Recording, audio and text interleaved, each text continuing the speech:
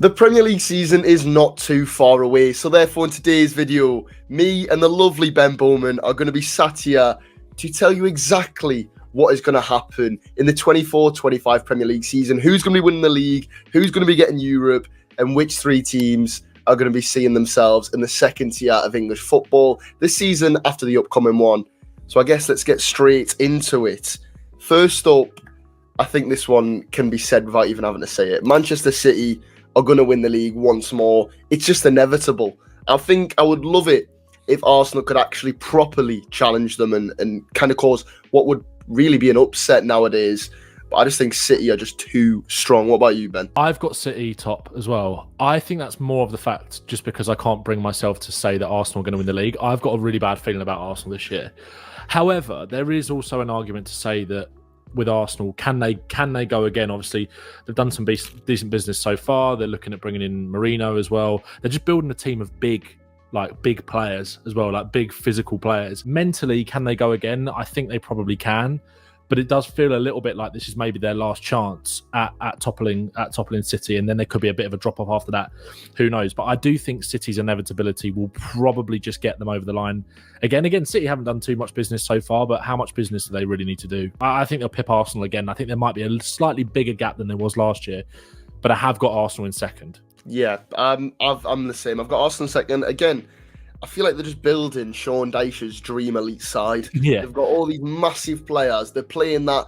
When they're playing them big games, it's this absolutely disgusting, like mid-block, which becomes a low block as the game develops, and it is vile.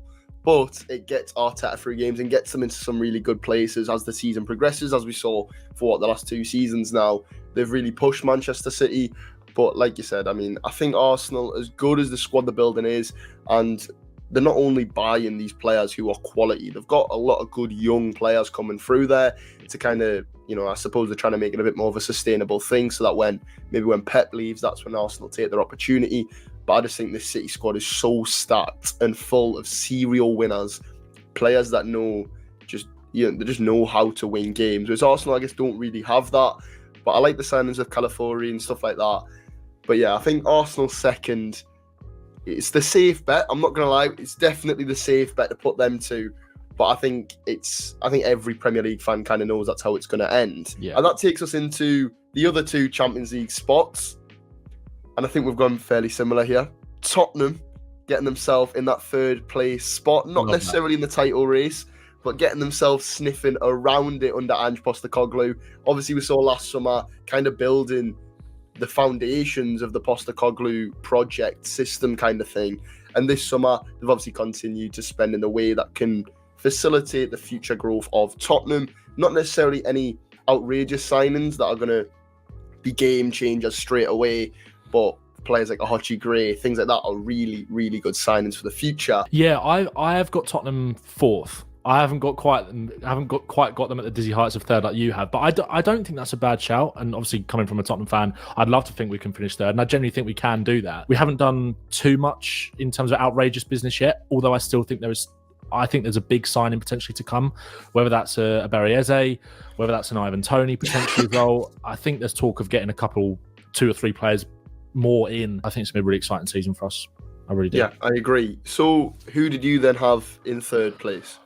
Again, I've got Liverpool, but I'm not. Again, that it's kind of just a safe pick. I feel like I feel like there'll be a gap, a bit like you with Spurs. I feel like it will be Man City and Arsenal, and then there'll be a gap. Like and then I feel like it'll be quite open between Liverpool, Tottenham, and then the other teams that I've got outside of the top four for battling for those two spaces, rather than just it always feels like there's a set top three, and then there's someone trying to break in. To be fair, I've got Liverpool a fair bit lower. I think a lot of things with the presence of Klopp will be kind of exposed this season, and I'm not as confident with Slot coming in. As you said, that squad needs a bit of a revamp, and when you've got a new manager coming in as well, there's always going to be issues, and I think that might stretch along the next one, maybe two seasons.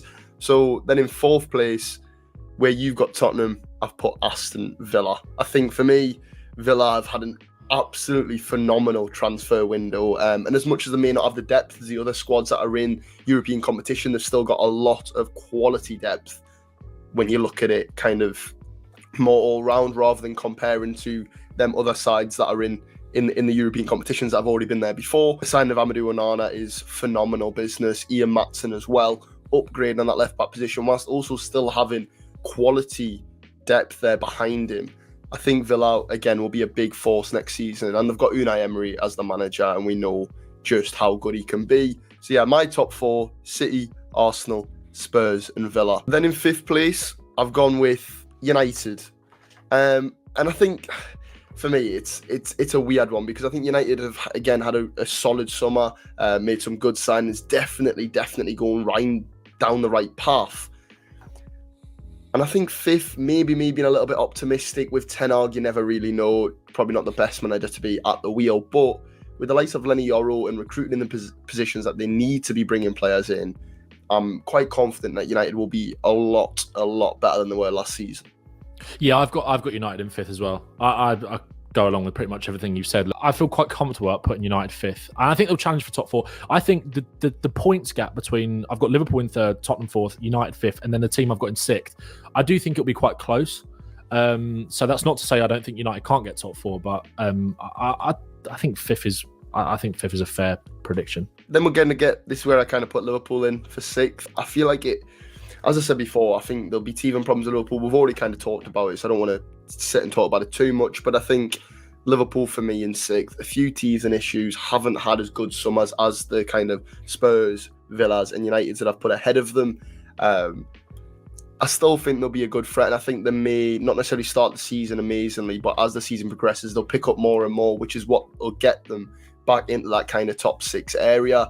But I just think with the quality of them teams ahead of them, I just think it'll be too much for them to potentially claw back and get themselves a top four place for me. I'm very interested to see what business they actually end up doing. It's going to be fascinating, I think, the last few weeks of the window for them.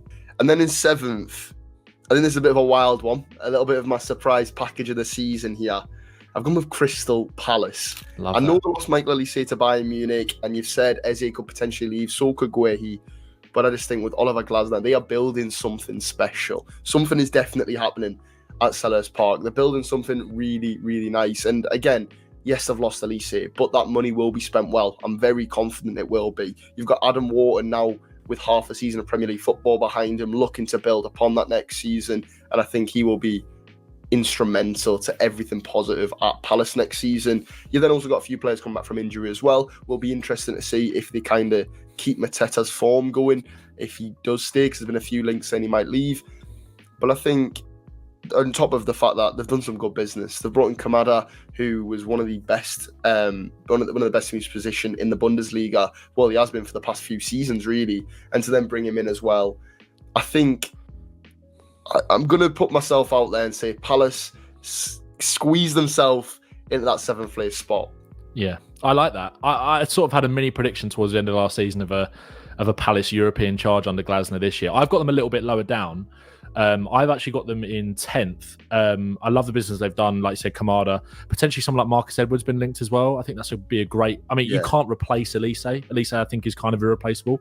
But I think Edwards, in terms of what he's got to prove in the game, I think coming back to England would be maybe as good as you can get or exciting as you can get. Decore coming back for them is massive, and I'm really excited about Palace, whether they lose Eze or not, really. But in seventh, I've got Newcastle, but in sixth, I've got Villa.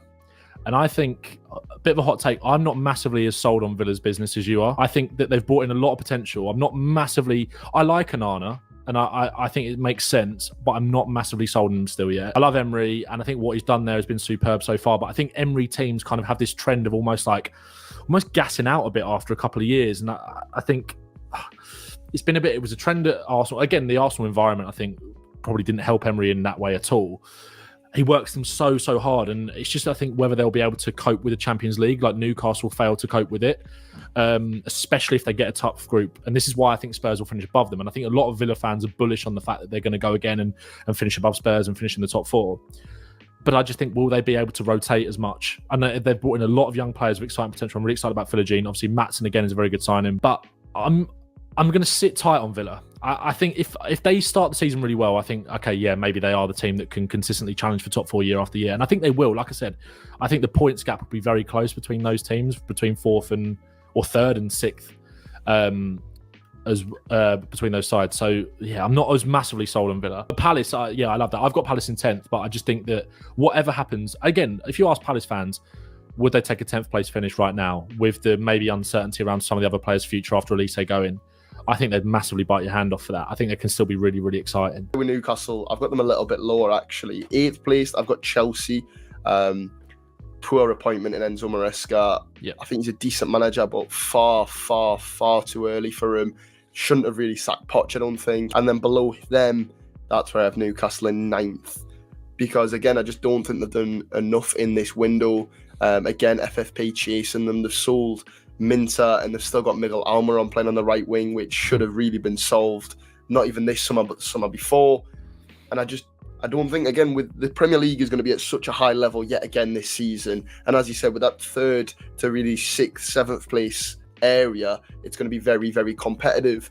And I just don't think Newcastle have the necessary squad to compete at that level, especially with the fact that they've lost Botman for a while now with injuries. Yeah. You know, Shaw's getting on as well. He's going to be picking up injuries again this season. And if you're rocking up with, I don't even know if Jamal Lascelles is still there, but if you're coming to the table with Jamal Lascelles starting Premier League games, hoping to try get yourself back in Europe, I think you're going to be the catalyst for your own downfall. They do need to do more. Again, they've got the foundations of a really good squad there, Newcastle, in terms of some of the real talent that they have got. Like when you've got a spine that includes Isak and Guimaraes, some of the other forward options they've got as well. I like their midfield. Again, I don't think there's going to be a massive drop off, but I do think, I wouldn't be surprised if they fall down as somewhere like 9th. I've got Chelsea in 8th as well. I'm not convinced at all by Maresca.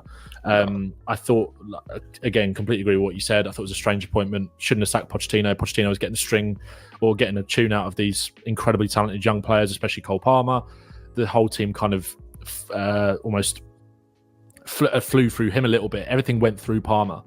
And I think that was the way that Poch set them up to be like that. And I think it was really starting to click, whereas now they've almost got to start again. And again, you can't take too much into consideration in terms of pre-season results, but that performance against Celtic and their openness at the back was frightening. They were like, it was scary how easy Celtic were able to kind of break them down and cut them apart, really. To be 4-0 down in the pre-season game to Celtic. I know Celtic beat Man City as well, so you can't read too much into it, but I think, again, even you take away the result, I think Chelsea fans were really kind of discouraged about the performance and what Maresca is trying to do, because again, that team that they put out was first team for the most part as well, like with the players that they had. And again, you can't predict an entire Premier League season off the back of one pre-season game, but it doesn't feel good. It doesn't feel right. It feels like it'll be gone by this time next year when we're maybe doing this video again, potentially even earlier than that. So I'm not convinced he's the right fit. Although I think he's a decent manager, I don't see it working. Then that moves us on to the final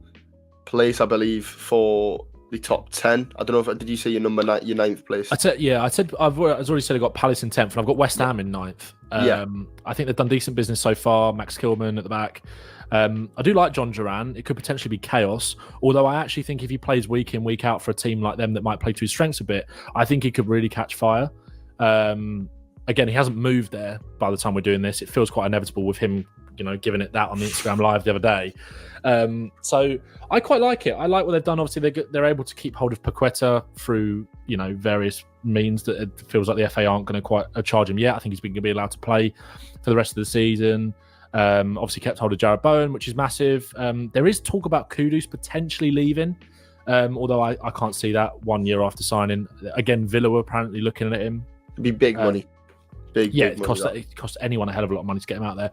I think Lopetegui was quite a decent appointment. I think it's slightly, again, a lot of West Ham fans maybe thought it's a bit more of the same in terms of what they had with Moyes, but I think it's a slightly more exciting style, or certainly more competitive. So I think West Ham will be top half. Yeah, I've got West Ham in 10th. I mean, I don't think Lopetegui's an awful signer. I feel like he's just kind of the more, I don't know, it's like you've gone from David Moyes to the Spanish David Moyes. Then in 11th, I've gone with Brighton. I feel like they've petered off a little bit. We know they were kind of the original Aston Villa, so to speak. They were pushing themselves up into the kind of top ends of the Premier League. But recently, they've just kind of fallen off. They've obviously lost the manager in De Zerbi, gone to Marseille, and now they've got a new manager in. So I guess we'll kind of talk about the slot issues again. Will there be few teething issues for them early doors, which sees them a little bit lower down, having to fight their way back up the table? I'm not too sure. To be fair to Brighton, they kind of usually have a manager come in and just starts playing straight away, and they never really have them issues. But yeah, I feel like Brighton 11th is where I expect them to be. 11th, 12th place. I've got them slightly lower than that. I've actually got Bournemouth in 11th. I think Bournemouth are going to have another really exciting season. I love Iraola and the kind of brand of football they play. They've managed to keep that squad pretty much together other than losing Lloyd Kelly. It feels like they're going to be able to keep hold of Solanke. They've got a massive release clause in his contract, which I think is only, I think if I read it right, it's only able to be activated by a top 6 club or a Champions League side or something like that. And it's like 60 odd million pounds. So it's going to take a hell of a lot for them to lose him. Huijsen from Roma, I think, is an incredibly exciting signing at the back to replace Kelly. This is a kid that could go on and play for, you know, this is someone that Juventus should have not let go. You wouldn't be surprised in a few years' time if a City or an Arsenal or a Liverpool or say even some other top club from Europe come calling for him. I've got Brighton in 14th. I think they'd be happy with 11th. I've got them a little bit lower, but again, the next few places we've got coming up after, I've got Bournemouth in 11th and you got Brighton there, I think are pretty interchangeable. So I wouldn't be surprised if Brighton do end up finishing 11th, like you said. Yeah, to be fair, with the Bournemouth thing, I've got Bournemouth in 12th, just a little bit lower. I've been a big fan of them since literally the start of last season. I was singing Iraola's praises, even when they didn't win a game until I think it was October. And I was actually there when they beat Burnley. But I've been singing Iraola's and Bournemouth's praises for a very, very long time now. That squad is brilliant. Even Zabani at the back. You've got Alex Scott, who will probably play a bigger part next season now that he's kind of been allowed to develop and grow into the top tier. And I think the business that they're consistently producing now that they've got Iraola in as well is really, really nice. Kelly was really injury prone. He was never really fit, although he is a great centre half when he is fit, and he can also cover at left back, which is obviously brilliant. He was not fit all that often, so I think the fact they've not got rid of him, but he's left and they've replaced him with, as you said, a really, really exciting prospect is another kind of showcase of just how good their business can be. I've got Everton in 12th, actually. I totally agree with what you're saying on Bournemouth. But I think Everton will be solid. I think they would have, I don't know the exact numbers, but I'm pretty sure they would have finished to around close to this position last year if it hadn't have been for FFP. I just think it'll be a stable season for Everton. I think it'll be, I think it's what they need, but something their fans will also be very, very happy with. Very happy with. Literally 2 places, but I've got them in 14th because, I mean, like you said, there's a lot of stuff off the pitch. There's a lot of uncertainty off the pitch for Everton, but on the pitch and actually bringing players in, they've had a really, really nice window. Kept a hold of Jack Harrison, brought him back. Wasn't necessarily out of this world last season, but he's a Sean Dyche winger. They've then also brought in Iliman Ndiaye, which I'm really, really excited about. I loved him when he was in the Championship with Sheffield United in that final season before he left to Marseille. Had an underwhelming season, but he has so much quality. He has the kind of tenacity, has the aggressiveness. He wants to be that big player, and I think Dyche will really mould him in that way. They've also brought in O'Brien, which seems to be another good signing. Last season, without that point deduction, I believe they would have finished about 10th to 14th anyway. And we know Sean Dyche. It's Sean Dyche. He will find a way to get the best out of this side, and they won't be going down. And as you said, they need that because of the uncertainty, but they also need a centre forward to come in. Calvert-Lewin, he's not that guy, is he? I don't think he's not the man to really take them to the promised land of being good again. But just above them in 13th, I have Wolves. Gary O'Neill, what a fantastic job he did last season. Got the most out of some of the most exciting players in the Premier League, I think now. Neto, the first time he actually really produced end product. We also had Hwang Yi-chan scoring goals. Matheus Cunha playing out of his skin. And I think, again, next season, Wolves solidified themselves. They are a Premier League mid-table club, really. And although they don't have the money to push on, 13th for me is probably about right for them. Yeah, I've got them in 13th as well. Into 15th, which I guess is kind of where we get into that kind of relegation battle area. I think anyone really from 15th to obviously 20th place could be in that relegation battle. I've got 2 teams that I think will definitely be going down. Yeah. But other than that, I think it's fairly interchangeable, to be honest. In 15th, I've got Fulham. I just don't think they've got all that much. Sessegnon going back is exciting and interesting to see what he does and if they can get the best out of him. I know he's had a really rough time at Tottenham with injuries and just never really shown his best. back at Fulham, maybe that will be different. But I just don't, especially if they lose. I don't know if they have already or they are going to, with João Palhinha potentially going to Bayern Munich or leaving. I think that's happened. Yeah, I think that has happened. So I think that's a massive player to try and replace. I think he had some of the best defensive numbers for a number 6 in maybe Europe's top 5 leagues. So yeah, I think Fulham will struggle, but I still think they've got just about enough to not be forced into being relegated. Yeah, just like Wolves, we've got them in the same place. I've got Fulham 15th as well. And then 16, this is where a little bit more, I'm being optimistic here. Ipswich Town to survive next season.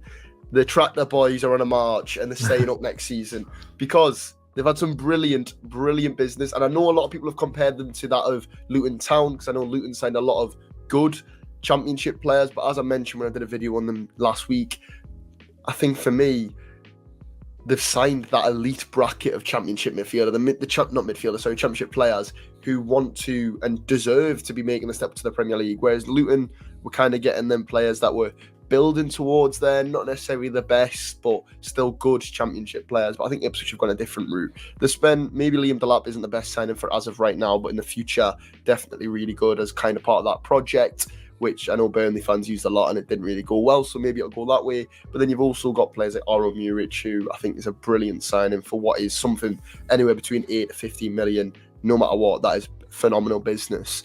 So I think Ipswich are looking really positive. And although they could go down, they really could. I think for me, in 16th, it would be an unreal season for them, and I think they could do it. Yeah, I'm not going to say where I've got Ipswich quite yet, but I totally agree with what you're saying. I think they've done some really good business. I think the most important thing with Ipswich is that they've managed to keep a lot of that squad together. And again, like you said, in terms of bringing in that really high bracket Championship player like Amari Hutchinson, it kind of ticks both of those boxes of someone who's really talented, but someone who was also there last season. But I've actually got Forest in 16th. I think they'll be a little bit more stable this year. Again, with Forest, you just don't know. And again, I think the only team that I haven't spoken about yet in terms of 16th to 20th, or sorry, in that bracket from 15th to 20th, the only one I'm confident isn't going to go down is Fulham, although I think they could maybe be dragged into it. The rest of these teams that I'm going to speak about and we're going to speak about, I think all have got a pretty much, not maybe equal, but a very good chance of all going down. 17th for me is where I think Forest will finish. So I have got, I've changed my mind a lot on this. I'm going to put Ipswich in 17th. I think they will just stay up. I think I totally agree with everything that you said earlier. Initially, when I was planning this out, and it's been going around in my head for a few days, I had Brentford 17th. And my thinking was that I think they'll just stay up. I think, obviously, even without Tony for large parts, they were unlucky with injuries a lot last season, Brentford, obviously, with Rico Henry and Mbeumo being out for quite a long time. I think Visser and Mbeumo are enough to keep them up, and I think we could see someone like Sharda emerge a little bit more this year. You need more from the likes of Damsgaard. I think if they'd have managed to get someone like Archie Gray over the line, obviously Tottenham came in and kind of poached him from Brentford, I would have felt more confident. And I initially had them in that 17th spot, but just as a bit more of a vibes pick, because I think Ipswich are the best placed team out of those teams that have come up to survive. Oh, definitely, yeah. For all of those reasons that you mentioned, and I said as well, in terms of keeping that squad together and the business that they've done. So I'm going to swap it round, and I'm going to keep Ipswich up. I'm going to put them in 17th, and I'm going to put Brentford in 18th to go down as my first team. Well, I think that leaves us with, well, the same relegated sides. I've gone with Southampton in 18th. Again, I really do like Southampton in the way that they play, but I just think, like, to come up with Russell Martin and play still a fairly good brand of football, which I know they adapted towards the end of last season, played a more pragmatic style, a little bit more defensive, and that saw them obviously beat Leeds. I just think that it's such a hard step up, and they've not really spent masses amount of money. They've brought in players like Taylor Howard-Bellis, which, whether he's ready or not, is still to be seen. Flynn Downs, really good signing, but I just think they don't have the firepower up front. Maybe if they get someone like Jack Clark, it could potentially drag them up a little bit. But even then, you're looking at someone that's not proven himself in the Premier League. And then after that, in 19th is where I've got Brentford. And then I'm going to assume we've probably got the same team last. Yeah, well, I've got Leicester 19th, and I've got Southampton bottom. Really? Yeah, I think again, I think I agree with what you're saying about Southampton. I think they could maybe surprise a few people in the way that they play. I think they need to do more. I think again, a little bit like Hutchinson and some of the business that Ipswich have done. Southampton have signed that top caliber Championship player and someone like Flynn Downs, but also meant that it's kept the group together. I saw the interview with Russell Martin and Flynn Downs when he re-signed for them, and it was almost like he'd signed his son. There you have it, lads and lasses. That is our Premier League table for the 24-25 season. I will guarantee that we definitely got some things wrong. Come back to next season. Potentially we might come back to it and revisit when the season finishes. And I think we've definitely probably got someone that's going down. We'll probably put them in Europe, and we'll probably put someone around the bottom 5 that end up in the top 10. So if you have any disagreements, please let me know in the comments. Make sure you check all Ben's links out. They'll all be in the description. Massive shout out to him. Absolutely smashing it at the moment. Thank you so much for coming on, Ben. Thanks, Hope you've mate. enjoyed your stay. Very much so. And I'll see you guys in the next one. Peace.